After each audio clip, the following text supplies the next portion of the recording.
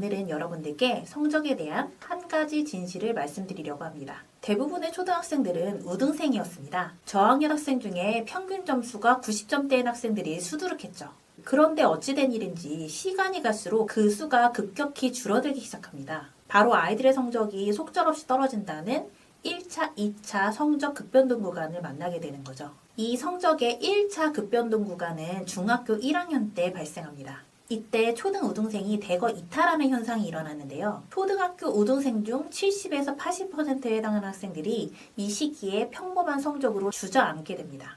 2차 급변동 구간은 고등학교 1학년 때 찾아옵니다. 이것은 흡사 대혼동과 같습니다. 아이들의 성적을 통에 마구 넣고 뒤흔든 것 같다는 거죠. 이러한 1차, 2차 급변동 구간을 지난 후 고등학교 2학년 교실에 들어가 보면 초등 우등생의 흔적은 찾아보기 어렵다고 합니다. 즉 대부분의 학부모님들의 기대와는 달리 초등 우등생이 입시 성공에 유리하다는 그 어떤 유의미한 증거도 찾아보기 어렵다는 겁니다. 그렇다면 아이들의 성적이 1, 2차 급변동 구간에서 요동치는 이유는 무엇일까요? 그것은 바로 갑자기 어려워진 교과서의 난이도입니다. 아이들이 그 난이도를 감당하지 못해 발생하는 현상이라는 거죠. 교과서를 읽고 이해하는 능력, 바로 읽기 능력입니다. 많은 아이들이 이 읽기 능력이 떨어진다는 겁니다. 읽기 능력이 떨어지면 당연히 성적은 낮게 나올 수밖에 없습니다. 그런데 이상합니다. 그렇다면 진즉에 성적이 안 나왔어야 되는데 그동안 아이들은 자신의 형편없는 읽기 점수에 비해서 점수가 용하게도 잘 나왔던 겁니다.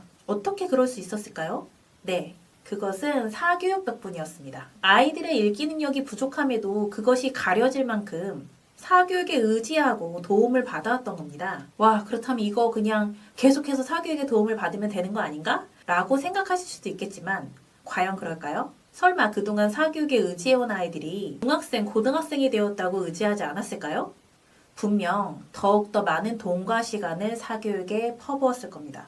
그런데 정말 안타깝게도 이 사교육에는 한계라는 것이 존재합니다. 한국개발연구원 김희삼 연구원의 왜 사교육보다 자기주도 학습이 중요한가라는 연구 보고서에 따르면 사교육의 효과는 초등 저학년 때가 가장 크고 학년이 올라갈수록 줄어들다가 중등 3학년 시기가 되면 사실상 사라지는 것으로 나타났습니다. 왜 이런 사교육의 효과는 초등학생 때만 제한적으로 나타나는 걸까요? 그 이유는 바로 듣는 공부와 읽는 공부의 차이에 있습니다. 사교육은 듣는 공부입니다. 사교육이 교과의 내용을 일일이 설명해주는 서비스이기 때문입니다. 사교육을 받으면 읽고 이해할 필요성이 현저히 줄어듭니다. 그저 강사의 설명을 듣고 문제를 풀고 틀린 문제에 대한 설명을 다시 듣고 다시 풀면 되는 것이죠. 그런데 이러한 듣는 공부에는 심각한 단점이 두 가지 존재합니다. 1. 시간이 너무 많이 든다는 것입니다. 읽고 이해하는 공부는 정교한 논리적 체계를 갖춘 글을 읽고 이해하는 공부이기 때문에 필요한 지식을 향해 직선주로를 달리는 것과 같습니다. 읽고 이해하는 능력만 있다면 일직선으로 달려가 필요한 지식을 습득할 수 있는 것이죠. 하지만 듣고 이해하는 공부는 다릅니다. 장황하고 세세합니다. 스스로 교과서를 읽고 이해하면 10분이면 끝날 것을 강사의 설명을 들으면 1시간이 걸립니다. 쉬운 대신 시간이 오래 걸리는 겁니다. 초등학교 저학년 때는 공부할 교과 지식의 양이 적기 때문에 이런 비효율적인 측면도 크게 문제가 되지 않습니다. 하지만 학년이 올라갈수록 이러한 방식은 버거워지기 시작합니다. 교과서의 수도 늘어나고 양도 많아지기 때문에 전 과목을 완벽하게 설명하기란 어려워지는 거죠. 그 결과 많은 저학년 우등생들이 고학년이 되면서 성적이 떨어집니다. 이것은 중학생이 되면 더욱 심각해집니다. 중학생 때는 사교육에 일일이 설명해주는 방식이 사실상 불가능해지기 때문입니다. 2.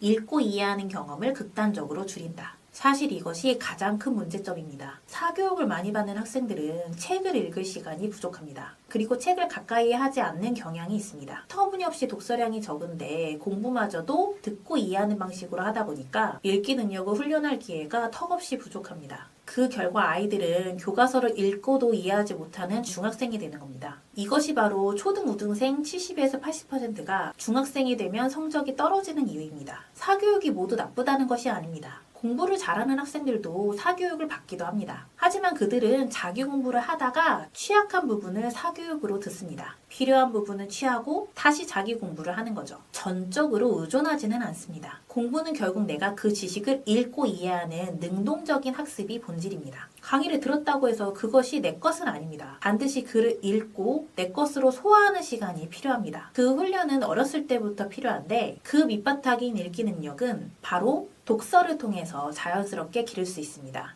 그리고 특히나 이야기책, 소설이 가장 효과적입니다. 정리하겠습니다. 아이에게 책을 읽어주세요. 특히 이야기책을요. 독서는 아이가 자신의 삶의 주인으로 살기 위한 가장 강력한 도구입니다. 아이의 성적이 오르는 것은 덤으로 느껴질 만큼요. 당장 눈앞의 아이 성적에 일희일비하는 대신 장기적으로 아이에게 최선의 선택인 독서를 자녀 교육의 최우선으로 삼아주시기를 소중한 여러분들께 강력히 추천드립니다. 오늘 영상이 좋으셨다면 좋아요와 구독 눌러주세요. 그리고 자녀 독서에 대해서 궁금하신 점이 있으시다면 질문으로 남겨주세요. 오늘도 함께 해주셔서 감사합니다.